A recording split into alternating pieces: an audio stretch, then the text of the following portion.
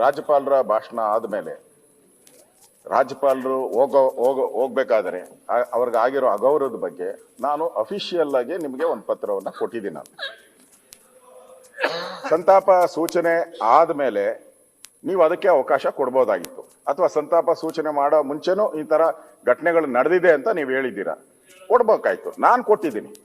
ನಾನು ಅಪೀಲ್ ಮಾಡೋದನ್ನು ನಾನು ಅಪೀಲ್ ಮಾಡಿದವ್ರಿಗೆ ನೀವು ಕೊಡ್ದಿರಾ, ಅಪೀಲ್ ಮಾಡದೇ ಇರೋರಿಗೆ ನೀವು ಅವಕಾಶ ಕೊಡ್ತಿರಲ್ಲ. ಇರ್ಬೋದು, ಅವ್ರು ಲಾ ಮಿನಿಸ್ಟರ್ ಆದ್ರೆ ಏನು ಸ್ಪೆಷಲ್ ಕ್ಯಾಟಗರಿ ಏನಿಲ್ಲ ಅವ್ರಿಗೆ, ಎಲ್ಲರೂ ಒಂದೇ. ಇಲ್ಲಿ ಇರೋರೆಲ್ಲರೂ ಕೂಡ ಎಲ್ಲರೂ ಒಂದೇ, ಎಲ್ಲಾ MLA-ಗಳಿಗೂ ಅದೇ ಗೌರವ ಇರೋದು. ಅವರು ಒಂದೇ ಓಟ್ ಇರೋದು, ನನಗೂ ಒಂದೇ ಓಟ್ ಇರೋದು. ಇಲ್ಲಿ ನಾನು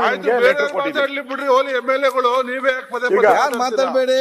ಈಗ ಸನ್ಮಾನ್ಯ ಅಧ್ಯಕ್ಷರೇ, ನಾನು ಪತ್ರದಲ್ಲಿ ಏನ್ ಕೊಟ್ಟಿದ್ದೀನಿ ಅಂದ್ರೆ ಪೇಜ್ 13 ನಮ್ಮ ಕರ್ನಾಟಕ ವಿಧಾನಸಭೆಯ ಕಾರ್ಯವಿಧಾನ ಮತ್ತು ನಡವಳಿಕೆ ನಿಯಮಗಳು ನಾವೇ ಮಾಡಿರೋದು. ಅದರಲ್ಲಿ 13ನೇ ಇದರಲ್ಲಿ 27ನೇ ಕಲಮಲ್ಲಿ ರಾಜ್ಯಪಾಲರ ಭಾಷಣದ ಅವಧಿಯಲ್ಲಿ ಅನುಸರಿಸಬೇಕಾದ ಕ್ರಮ ಸಂವಿಧಾನದ 175 ಅಥವಾ 176ನೇ ಅನುಚ್ಛೇದದ ಮೇರೆಗೆ ವಿಧಾನಮಂಡಲದ ಉಭಯ ಸದನಗಳು ಸಭೆ ಸೇರುವಾಗ ಅಥವಾ 175ನೇ ಅನುಚ್ಛೇದದ ಮೇರೆಗೆ ವಿಧಾನಸಭಾ ಸದಸ್ಯರು ಮಾತ್ರ ಸಭೆ ಸೇರುವಾಗ ರಾಜ್ಯಪಾಲರ ಭಾಷಣದ ಅವಧಿಯಲ್ಲಿ ಯಾರೇ ಸದಸ್ಯರು ಯಾವುದೇ ಭಾಷಣ ಮಾಡುವ ಮೂಲಕ ಅಥವಾ ಯಾವುದೇ ಕ್ರಿಯಾಲೋಪವೆತ್ತಿ ರಾಜ್ಯಪಾಲರ ಭಾಷಣಕ್ಕೆ ಮುಂಚಿತವಾಗಲಿ ಅಥವಾ ತರುವಾಯವಾಗಲಿ ರಾಜ್ಯಪಾಲರ ಭಾಷಣಕ್ಕೆ ಅಡ್ಡಿ ಉಂಟು ಮಾಡತಕ್ಕದ್ದಲ್ಲ. ಅಥವಾ ಅಥವಾ ಆಯ್ತು, ಗೊತ್ತಿದೆ, ಅವ್ರು ಉದ್ದಾರಲ್ಲ. ಅಥವಾ ಪುಸ್ತಕ ಇದೆ, ಪುಸ್ತಕದಲ್ಲಿ ಓದ್ಕೊಳ್ಳಿ. ನಾನು ಸ್ಪೆಲ್ಲಿಂಗ್ ನಾನು ತಪ್ಪು ಹೇಳಿರ್ತೀನಿ ಅಂತ ಅವರು ಅದು ಓದ್ಕೊಳ್ಳಿ ಬೇಕಾದ್ರೆ. ಅಥವಾ ಅಥವಾ ಆಯ್ತು ಬಾಲಕೃಷ್ಣ, ಯಾಕೆ ಸುಮ್ಮನೆ ವಿಘ್ನವನ್ನು ಉಂಟು ಮಾಡತಕ್ಕದ್ದಲ್ಲ. ಮತ್ತು ಅಂತ ಅಡ್ಡಿಯನ್ನು ಅಥವಾ ವಿಘ್ನವನ್ನು ಸದನದ ಆದೇಶದ ತೀವ್ರ ಉಲ್ಲಂಘನೆ ಎಂದು ಪರಿಗಣಿಸಿ ವಿಧಾನಸಭೆಯ ಮುಂದಿನ ಉಪವೇಶನದಲ್ಲಿ ಸಭಾಧ್ಯಕ್ಷರು ಆ ಬಗ್ಗೆ ವ್ಯವಹರಿಸತಕ್ಕದ್ದು ಅಂತ ಕ್ಲಿಯರ್ ಆಗಿದೆ. ಅಂದ್ರೆ ಏನು ಅವ್ರನ್ನ ಕ್ರಮ ಆಗ್ಬಾರ್ದು ಅಂತ ಹೇಳಿ. ದಯವಿಟ್ಟು ಕೂತ್ಕೊಳ್ಳಿ.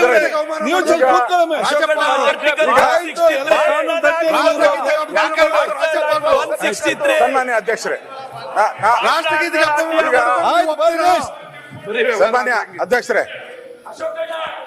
ಸನ್ಮಾನ್ಯ ಅಧ್ಯಕ್ಷರೇ, ಈಗ ಆ ಬಾಲಕೃಷ್ಣನು ಗಲಾಟೆ ಮಾಡಿದೆ, ಅವ್ರ ಮೇಲೆ ಕ್ರಮ ಆಗ್ಬೇಕು. ಅವ್ರದೇ ಫಸ್ಟ್ ಅಪರಾಧಿ. A1 ಅವ್ರನ್ನೇ ಮಾಡಿದಿರಿ ನಾವು. ಸ್ಪೀಕರ್ ಮಾಡಿ ಅಧ್ಯಕ್ಷರೇ, ನಾನು ನಿಮ್ಮ ಹತ್ರ ಹೇಳುವಂತದ್ದು. ಅಧ್ಯಕ್ಷರೇ, ಬಾಲಕೃಷ್ಣ ಕೂತ್ಕೊಳ್ಳಿ.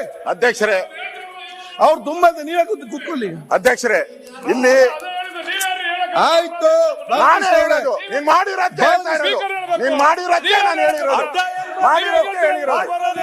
ಬಾಲಕೃಷ್ಣ ಅವರೇ,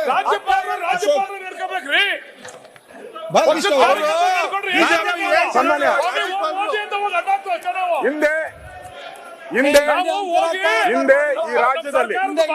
ಈ ರಾಜ್ಯದಲ್ಲಿ ಗವರ್ನರ್ಗಳು ಬಂದು ರಾಜ್ಯಪಾಲರ ಭಾಷಣವನ್ನ ಮಾಡಿದ್ದಾರೆ. ಇವರೊಬ್ಬರೇ ಗೌರವಾನ್ವಿತ, ಈ ಒಬ್ಬರೇ ರಾಜ್ಯಪಾಲರಲ್ಲ. ಬಹಳಷ್ಟು ನಮಗೆ ಸ್ವಾತಂತ್ರ್ಯ ಬಂದಾಗಿಂದ ಮಹಾರಾಜರಿಂದ ಇದುವರೆಗೂ ಗವರ್ನರ್ಗಳು ಬಂದು ಭಾಷಣ ಮಾಡಿದ್ದಾರೆ. ಇಲ್ಲಿ ಹಿಂದೆ ಭಾರದ್ವಾಜ್ ಅವರು ಇದ್ದಾಗ, ಗೌರವಾನ್ವಿತ ಭಾರದ್ವಾಜ್ ಅವರು ಇದ್ದಾಗ ನಾನೇ ಇಲ್ಲಿ ಅಸೆಂಬ್ಲಿಯಲ್ಲಿ ಕೂತಿದ್ದೆ. ಅವರು ಭಾಷಣ ಏನು ಮಾಡಿಲ್ಲ, ಹಂಗೆಲ್ಲೇ ಮಾಡ್ಬಿಟ್ಟು ಹೊಟ್ಟೋದ್ರು.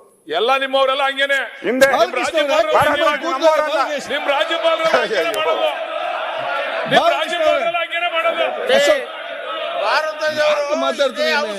ಭಾರದ್ವಾಜ್ ಕಾಂಗ್ರೆಸ್ ಅವರಪ್ಪ, ಕಾಂಗ್ರೆಸ್ ಲಾ ಮಿನಿಸ್ಟರ್ ಆಗಿದ್ರು.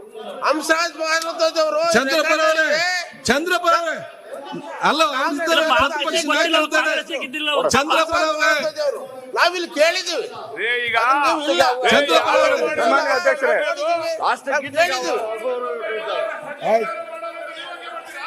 ಬಾಲಕೃಷ್ಣ ಅವ್ರು ಚರ್ಚೆ ಮಾಡಬೇಡಿ. ನೋಡಿ, ಪ್ರತಿಪಕ್ಷ ನಾಯಕರಿಗೆ ಅವ್ರಿಗೆ ಒಂದು ಅಧಿಕಾರ ಇರ್ತದೆ. ಕೂತ್ಕೊಳ್ಳಿ, ಕೂತ್ಕೊಳ್ಳಿ, ಮಾತಾಡಿ ಮುಗಿಸ್ಲಿ.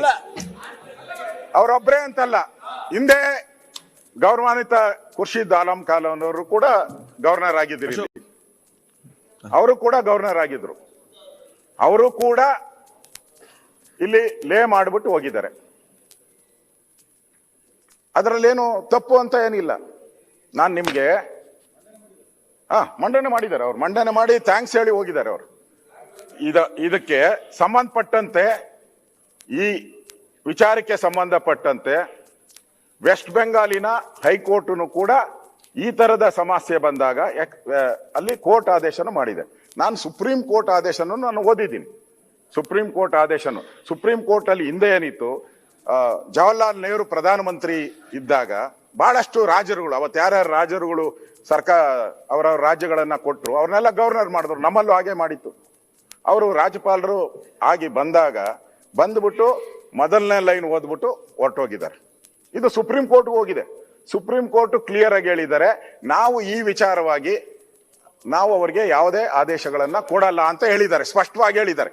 ಅದರ ದಾಖಲೆಗಳೆಲ್ಲ ಇದೆ. ನಾವು ಇವರೆಲ್ಲ ಹೇಳಿದ್ದಾರೆ ಸಂವಿಧಾನದ ವಿರೋಧಿ ಅದೇನೇನೋ ಪದ ಹೇಳಿದ್ದಾರೆ. 175, 176, 176ರಲ್ಲಿ ಏನ್ ಹೇಳಿದೆ? ಅಲ್ಲ 170 ಏನ್ ಹೇಳಿದೆ? ನೀವು ಓದಬೇಕು ಅಂತ ಹೇಳಿದೆ ಹೊರತು ಕಡ್ಡಾಯವಾಗಿ ಓದಬೇಕು ಅಂತ ಏನಿಲ್ಲ. ಅದರಿಂದ ಈಗ ಅವ್ರು ಏನು ಹೇಳಿದಾರೋ ಅದನ್ನ ಸಂವಿಧಾನ ಪ್ರಕಾರ ಹೇಳಿದ್ದಾರೆ. ಅವ್ರಿಗೆ ಇವತ್ತು ನೀವು ಅವ್ರಿಗೆ ಲಾ ಮಿನಿಸ್ಟರ್ ಎದ್ಬಿಟ್ಟು ಅಡೆತಡೆ ಮಾಡಬಾರ್ದು ಅಂತ ಇದೆ. ಅವರು ಎದ್ದಾಗ ಅವರು ಮಾತಾಡುವಾಗ ಯಾರು ಅಡೆತಡೆ ಮಾತಾಡಬಾರ್ದು ಅಂತ ಇದೆ, ಸ್ಪಷ್ಟವಾಗಿದೆ. ಲಾ ಮಿನಿಸ್ಟರ್ ಹೆಂಗ್ ಮಾತಾಡಿದ್ರು? ಲಾ ಮಿನಿಸ್ಟರ್ ಎದ್ದು ಅದಕ್ಕೆ ಅಡೆತಡೆ ಮಾಡಿದ್ರಲ್ಲ, ಈಗ ಅವ್ರ ಮೇಲೆ ಕ್ರಮ ಆಗ್ಬೇಕು. ಲಾ ಮಿನಿಸ್ಟರ್ ಮೇಲೆ ಕ್ರಮ ಆಗ್ಬೇಕು. ಅವ್ರ ಮೇಲೆ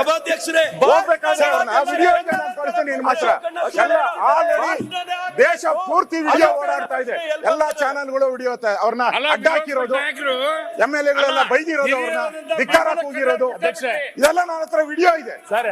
ಅದು ಸ್ಪಷ್ಟವಾಗಿದೆ. ಇಲ್ಲಿ ರೂಲ್ ಬುಕ್ ಅಲ್ಲಿ ಸ್ಪಷ್ಟ ಆಗಿದೆ. ಈ ರೂಲ್ ಬುಕ್ ಅಲ್ಲಿ ಇರೋದ್ರನ್ನ ಅವ್ರ ಮೇಲೆಲ್ಲ ಕ್ರಮ ಆಗ್ಬೇಕು. ನೀವು ಕ್ರಮ ಮಾಡಿಲ್ಲ ಅಂದ್ರೆ ಈ ಅಧಿವೇಶನ ಏನ್ ನಡೀಬೇಕು?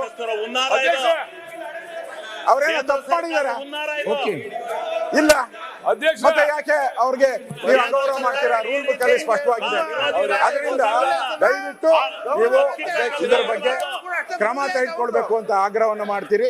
ಇದನ್ನ ನೀವು ಇವತ್ತೇ ತಗೊಂಡ್ರೆ ಸರಿ, ನಾಳೆನೇ ತಗೊಂಡ್ರೆ ಸರಿ, ಇದ್ರ ಬಗ್ಗೆ ನೀವು ಸ್ಪಷ್ಟೀಕರಣ ಕೊಡ್ಬೇಕು. ಸದಸ್ಯರು ಕೂತ್ಕೊಳ್ಳಿ, ಚರ್ಚೆ ಬೇಡ, ಕೂತ್ಕೊಳ್ಳಿ ಪ್ಲೀಸ್. ಈಗ